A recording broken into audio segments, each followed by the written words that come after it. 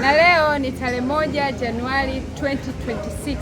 Nimekutana na wadau mbalimbali wanatoka kanisani. Natamani kujua mawili matatu kutoka kwao. Kuna mtu mmoja nimekutana naye, napenda kumuuliza ame accomplish nini 2025. Habari yako? Unaitwa nani? Je, umeaccomplish nini 2025? Na una kitu gani ambacho unamshukuru sana Mungu? Unasema yaani asingekuwa Mungu hapa nisingetoboa.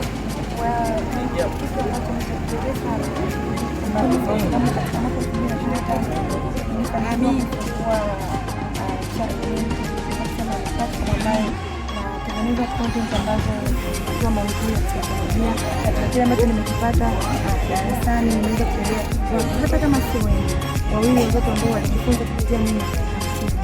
Mungu akubariki sana. Lakini umesema umefungua account. Yes. Sasa hii inaenda viral. Ungependa labda tujue ni account gani, tuzidi kufuatilia, unatumia jina gani? Naitwa TikTok, Instagram na Facebook. Ukienda kule utakuta maudhui mbalimbali ya kisaikolojia, lakini pia mambo mbalimbali ambayo yanakusaidia kupanua ufahamu wako katika mambo mbalimbali ya kijamii, lakini pia kuongeza namna ambavyo unafikiria na unatazama mambo katika maisha. Nashukuru sana dada Lydia kwa ushirikiano wako. Na kuna mwingine hapa nimekutana naye, kaka mmoja, sijui anaitwa nani. Bwana asifiwe. Njema, unaitwa nani? Nashukuru kufahamu. Najua leo ni siku yetu ambayo ni ya kwanza 2026. Najua 2025 ni mambo mengi sana umeachieve na unaamini kwamba Mungu haya amenifanyia. Je, ni jambo gani ambalo unaona Mungu atakushangaza zaidi na natamani watu wengine wajue ili wapate ushuhuda? Jambo ambalo kwanza ni neema ya Mungu. Kingine ambacho Mungu amenisurprise sana, kunipa strength. Sema ambapo unaona kabisa huwezi au unaona kabisa ni sehemu ya kukata tamaa, lakini bado Mungu anakupa strength. Anakupa individual strength, lakini pia kuna strengths zingine zinatoka kwa watu binafsi, wanakuencourage kwenye sehemu fulani, wanakupa nguvu. Kama hivyo. Nashukuru, lakini umetuambia tu strengths. Mtu anaposikiliza ushuhuda ukamwambia tu Mungu kanipa strengths, yaani aelewe nini yani kuhusiana na hizo nguvu Mungu ambazo amekupa kwenye nini, situation ipi?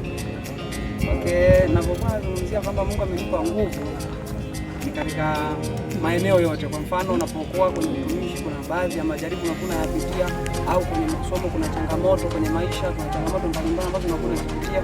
Unakuta Mungu anakusaidia, unakuwa na uwezo wa kustahimili bila kukata tamaa. Hata kama muda mwingine unajiona kabisa hapa ndo basi niishie hapa, Mungu anakupatia nguvu katika bato za aina.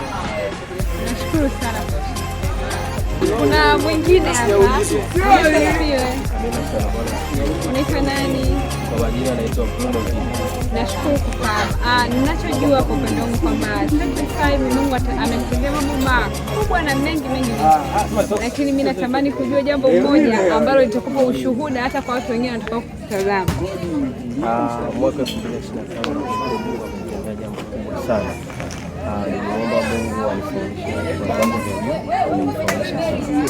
Kwa hiyo ni neema hapo, si kwa uwezo wangu wala si kwa akili zangu wala si kwa sababu ya juhudi zangu. Mungu amenifundisha. Kwa hiyo ni jambo ambalo nalikumbuka sana, ni jambo ambalo namshukuru Mungu kwa kuitrania. Mungu ni mwema sana. Tunataka kusikiliza shuhuda za 2025, lakini leo tunajua ni 2026. Je, unataka kusikiliza watu wameanzaje mwaka wao? Na leo ilikuwa ni tarehe 1 siku ya Alhamisi, tulitoka kumaliza ibada yetu. Nimekutana na kijana hapa. Bwana Yesu asifiwe. Amina. Unaitwa nani? Ningependa kujua, je, umejipangaje au umejiandaje kufikia huu mwaka 2026? Kwa namna ya kwanza ya kujiandaa mimi kama mimi, kwanza ni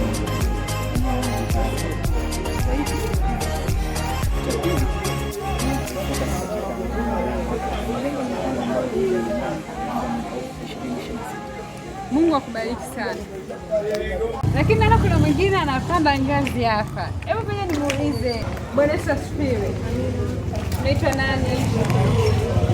Nashukuru kufahamu. Je, umeupokeaje mwaka 2026? Na kwanza nashukuru sana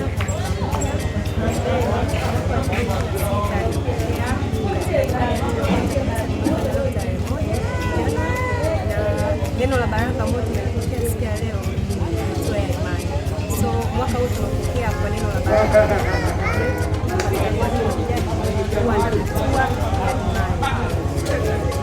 Mungu akubariki sana.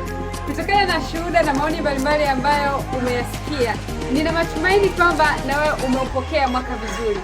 Na hii ni CUD TV, yaani Casper Sayudizi TV. Mungu akubariki sana.